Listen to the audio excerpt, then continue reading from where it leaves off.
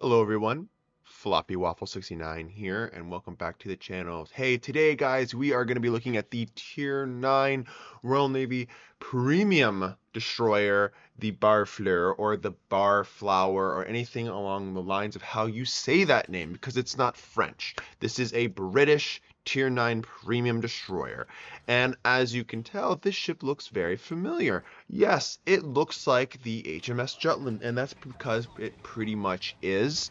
It utilizes the same hull, the same 1-2 turrets. The only thing that's changed around about the ship is where the number 3 turret would be, the 113 millimeter gun, has been removed, and instead we've put more AA on her. Now, this ship did actually exist. It did participate in the Pacific Theater of War.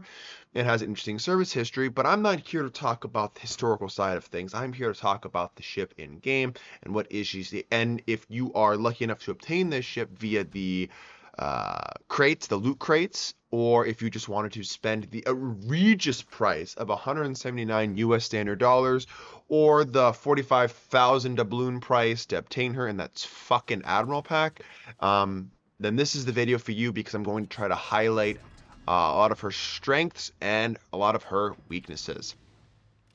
Obviously, I want to touch a little bit on the price and just say I think it's a bit ridiculous. I don't think there's any tier 9 ship in this game, let alone ship in this game that is worth that price.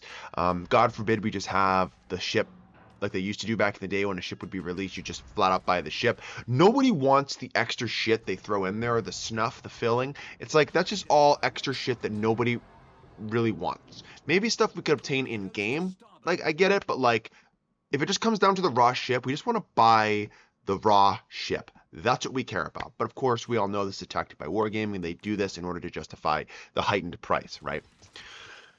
So, what is this ship and what does it do well? Well, I'll tell you right now, this is definitely not a gunboat, because if we're going to cover the main battery first, the main battery has the worst AP and worst HE DPM of all Tier 9 DDs. That is crystal clear, given the fact that her AP DPM is coming in at 1,000 and her HE DPM at 81,000.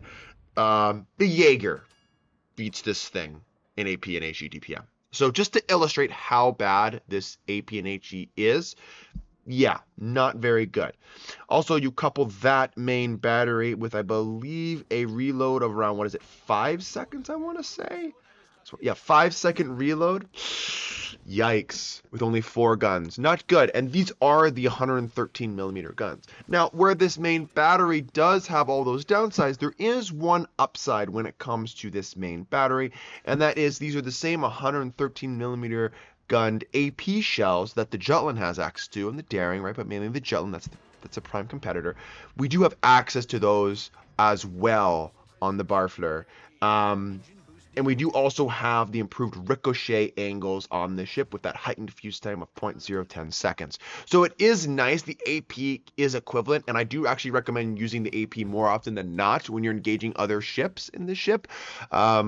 But the HE to me feels very kind of anemic, very kind of pretty anemic. I'll just go with pretty anemic because you only have 19 millimeters of penetration and the damage is rather lackluster at 1700. So just my opinion, if you're going to be engaging enemy destroyers, they might not understand and know that you have that improved AP. So go ahead and switch to that and make use of that.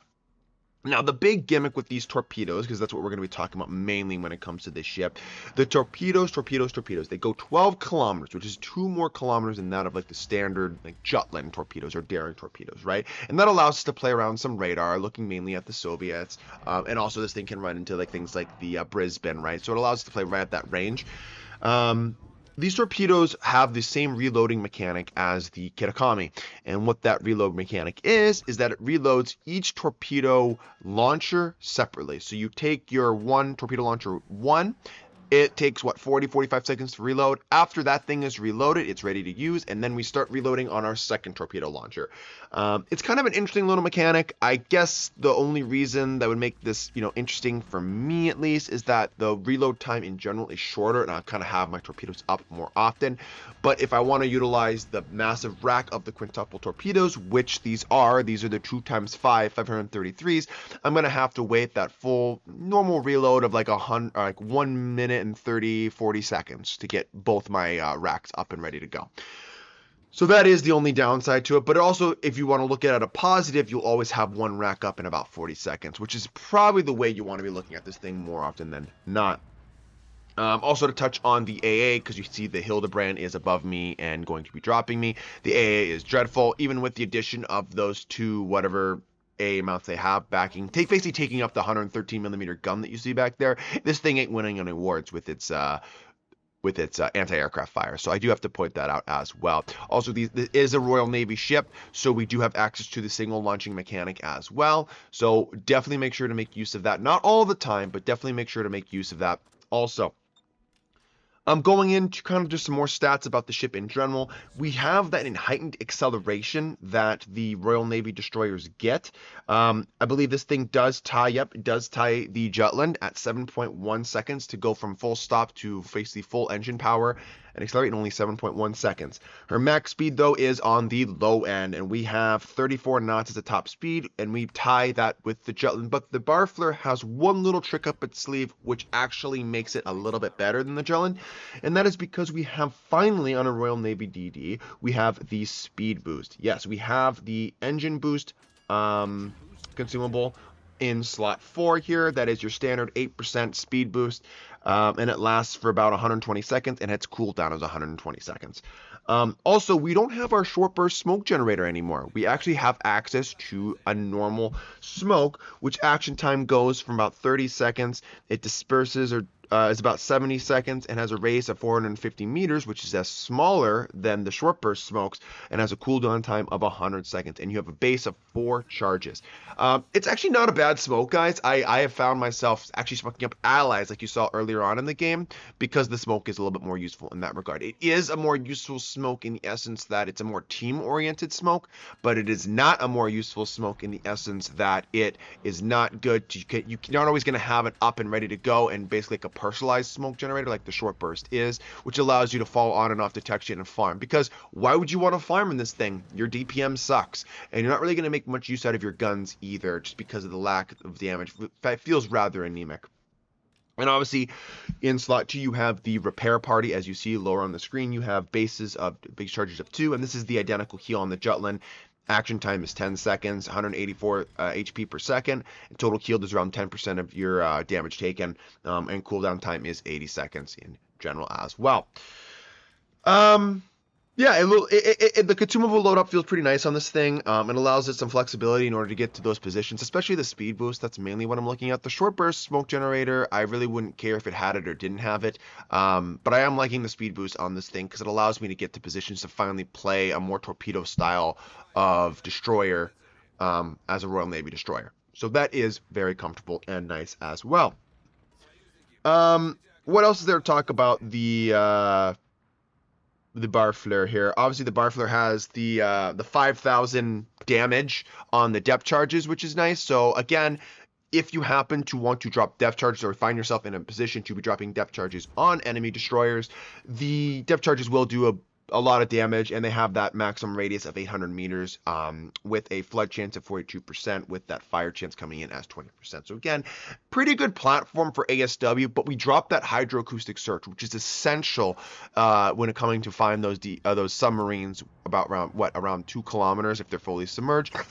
It does suck that this thing doesn't have the hydroacoustic search, but basically we dropped that hydro in order to pick up that speed boost, which is a fair trade in my opinion. Of course, me personally, I would much rather have access to that hydro because it allows a little bit more like safety netting for me to know where I'm at. But I guess it's not really going to be sitting in smoke, or shouldn't be sitting in smoke as much, so it's relatively should be played in the move constantly, and not really stopping and starting in the smoke screens, right? What else about this ship that is worth talking about? At the end of the day, you know, I think this is a big question, is like, well, Floppy, is she worth it? Because I think I highlighted a lot of her strengths, but and I guess I've pointed out some of her weaknesses, but this is my big thing. When it comes to the just overall game design and development of the ship, it is still only a torpedo boat. Now, what do I mean by that? Most of your damage, if not all of your damage, is mostly going to derive from your guns. And the armament type of a torpedo is already so subjective to RNG based upon where it's going to go in the water, the spread, all these sort of things, right? So everyone already knows that the torpedo armament is already the most, I guess probably the weakest of all the armament types in the game, and this is a torpedo boat. Now, you can spew torpedoes out of this thing and allow you to, you know, I guess increase your chance of hitting torpedoes because you're throwing so many at downrange, but we're not at Benham's level of torpedo spam yet. We are spamming, but we're not spamming at those levels, right? Because I mean, our torpedo DPM is still pretty bad. Well, not bad, but it's like, it's nowhere near where it should be compared to if you are an ultimate torpedo boat. Like the Benham is coming in at 171,000 torpedo DPM, and we scroll all the way down into like what, the 16th spot, and we're coming in around 88,000 torpedo DPM. I mean, then the Minagumo's beating you, the Udaloy, the Black, the Paolo Emilio, right? Again, it's not a good number because we all know the Paolo Emilio, like torpedo DPM, right? Like, yeah, YOLOing, but like in regards of a torpedo boat, not really a good comparison. But I wanted to point that out because you just have to understand that landing your torpedoes, when it comes down to, it's realistically the stupidity of the team, or the guy, not the team, stupidity of the player you're trying to torpedo.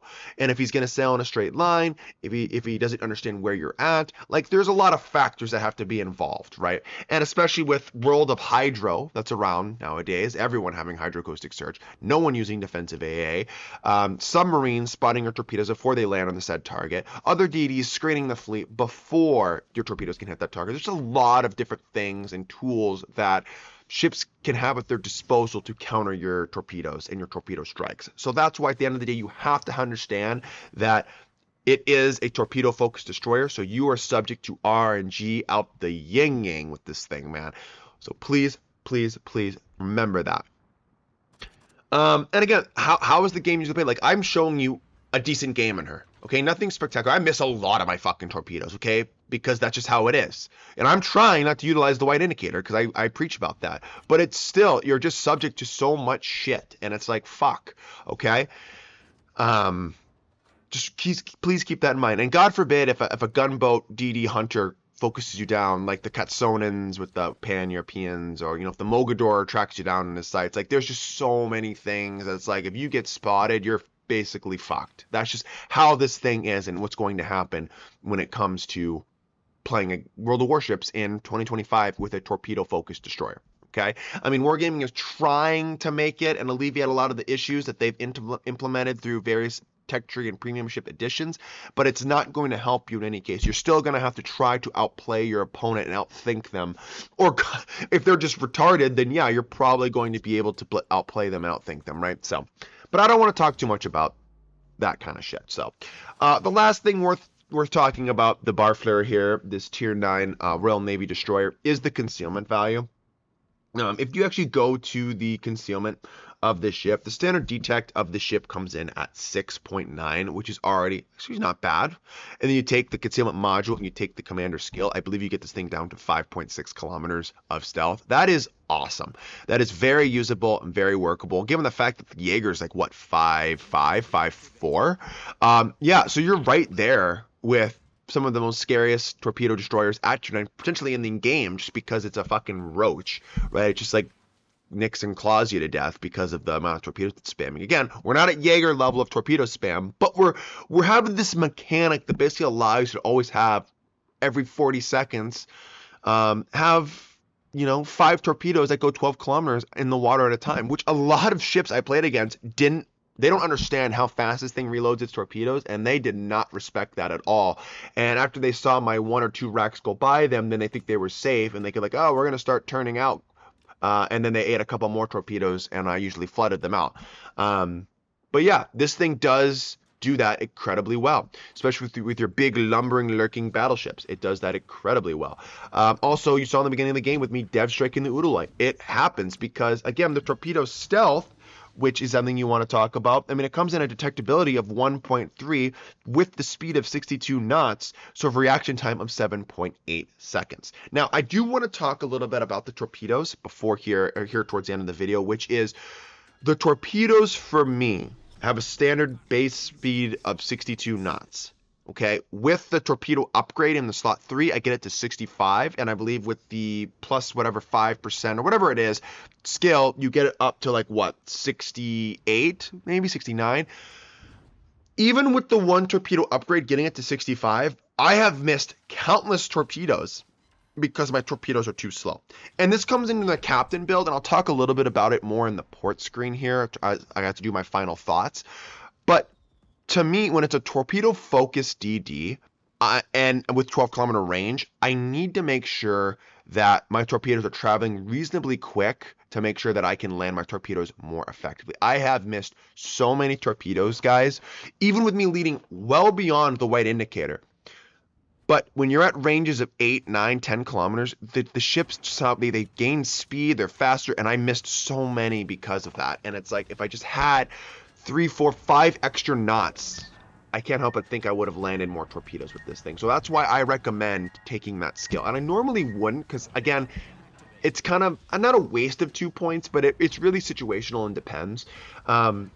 But just because this ship in particular is so heavily focused, as you've seen with its AP and HE DPM of its main battery guns, you really need to be speccing all in on your torpedoes to even make this ship somewhat fun and enjoyable to play. Because if not, again, why would I play this when I could just play a Jutland that's going to have way stronger gunpowder, have a lot of the similar consumable, like similar consumables, and have decent enough torpedoes that I can, utilize them in a lot of situations, right? Because 10 kilometers is very usable torpedoes still. And that's kind of just my thought when it comes to like between this or the Jutland, right? Again, if you're thinking or sitting out there saying, well, Floppy, like, do I get this ship? Like, no, don't. That's ridiculous. I don't know why you'd ever want to spend that money and the price on this ship. And then God forbid if you want to fucking gamble. Like, I don't care if you gamble. If you want to gamble, that's on you. But I don't think it should be the only way to obtain a ship. And I certainly don't think it should be the only way to obtain a ship then, or forcing players to spend a ridiculous, absorbent amount of money on a fucking Admiral pack that's full of 90% of shit that they will never need in game, and they usually will just get by playing the game, or in the armory they can get with resources. Anyways, here we are back in port, and this is part of the video that I'm gonna do my final thoughts on the Barfleur or whatever. Yeah, like I honestly think she's a fun little destroyer. I rather enjoy her.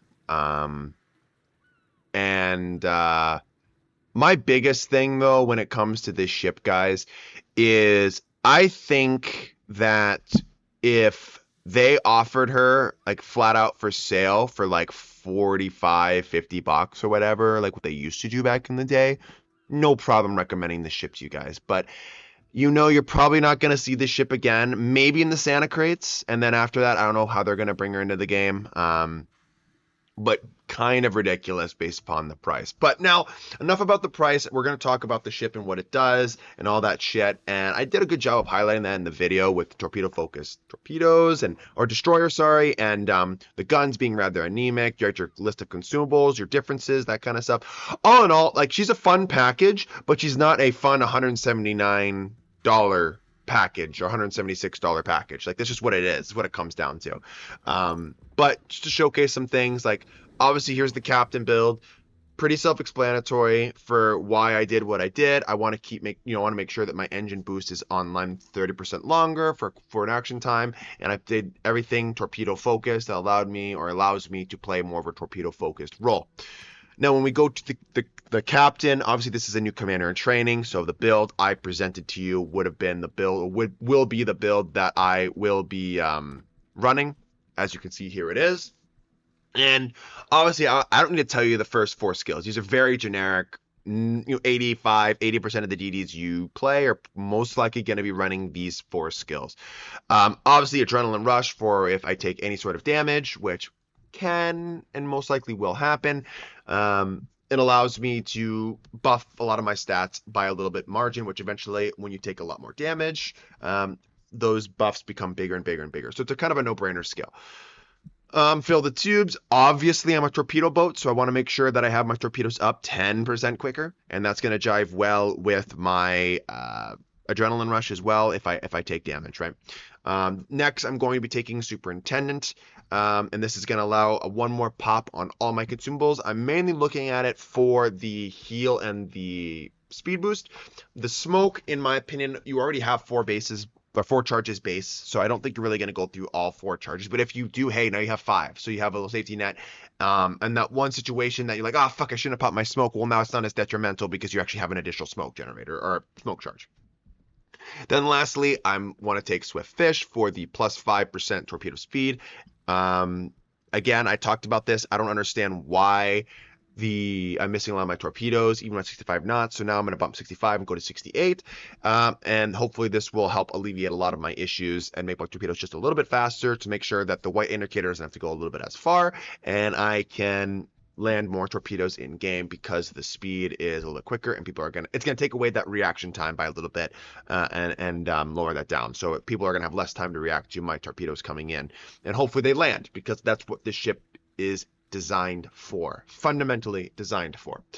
Now, there is an argument to be made and say, hey, why would you not take radiolocation and then maybe pop in with a liquidator?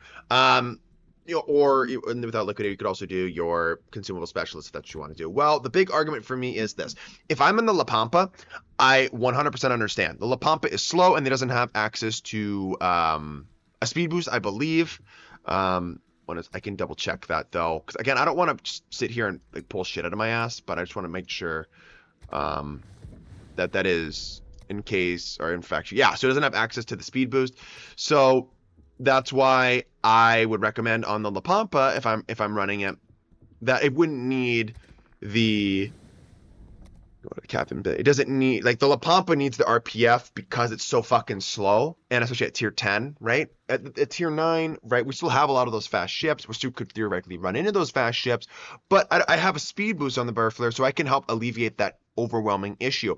Again, though, if you as a player find a lot of use with the radiolocation, which again, it is a phenomenal skill. I'm not knocking it at all. I do use it on a fair amount of my DDs and cruisers, but then by all means take it. By all means take it. And you can totally shoot my build to the moon, right? You don't have to utilize this build. It's just a build that I found success in, okay? But I understand the argument to be made for radiolocation. For me, I want to buff aspects of my ship that are going to make the ship more fun. The RPF skill is one of those skills, or captain skills, whatever. That's going to prey more upon how well do you know how to read it and utilize it, rather than just buffing your overall ship. That's kind of one of those skills, and it's an interesting skill. And I'm not going to sit here and knock it at all. But for me, because I have a speed boost on this particular ship, I'm not going to utilize it. Okay, just my take. There's another argument to be made. Hey, Floppy, how about Swift and Silence? Well, your DPM was already the worst, so making it any worse really doesn't fucking matter. And you're absolutely right. The Swift and Silence skill would be great because then it makes it that I can have an additional 8% speed on my target as long as she remains undetected, which for the most part with 5.6 kilometer detection, you're going to stay undetected. So I obviously see the thought process of why you would take this skill. I want to present that to you guys as well. I'm not knocking either of these two tier 4 skills, but based on what I found to be effective with the build that I have here is the build that I have here. It is a great torpedo focused build that is going to allow me to land more of my torpedoes, hence doing more damage, hence helping my team not only passively with spotting, but with eliminating strategic targets and setting floods, breaking engines, making ships dead in the water. That is what I'm looking to do with this ship, and this ship executes it to a T incredibly well. Is it the best tier 9 torpedo destroyer? No. Okay, and I can say that straight up. In my humble opinion, no. There's better torpedo-focused DDs at tier 9, okay? So that's why, again, hence furthering my opinion on why I don't want to recommend this ship to purchase, right? If you happen to get this ship through the random loot crates or whatever, hopefully this video helps you. And if you don't care to buy it, smart man or woman, and if you don't give a fuck about ever playing the ship, hopefully this video highlights on what this ship can do and that you need to address this ship earlier on in game, and hopefully your allied DDs or allied aircraft carriers, allies who have radar, can spot this ship so it can be spotted and detected, and hopefully you guys can further eliminate it, because this ship can be scary if not dealt with or addressed. But the biggest counter to this ship, what do you think it is? Again, like all torpedo-focused destroyers in this game, the counter is hydroacoustic search. If you have hydroacoustic search, guess what? This thing is pretty much eliminates half of its strength, right? Because you're going to see those torpedoes coming in, and you're going to plan accordingly, and you're going to know where to angle because you know exactly where he's going to be, right? So anyways, guys, hopefully you found this video informative and entertaining. I will do what I can to release more content to you guys, but hopefully you enjoy your longer weekend, and I will see you all in the next video. Peace out.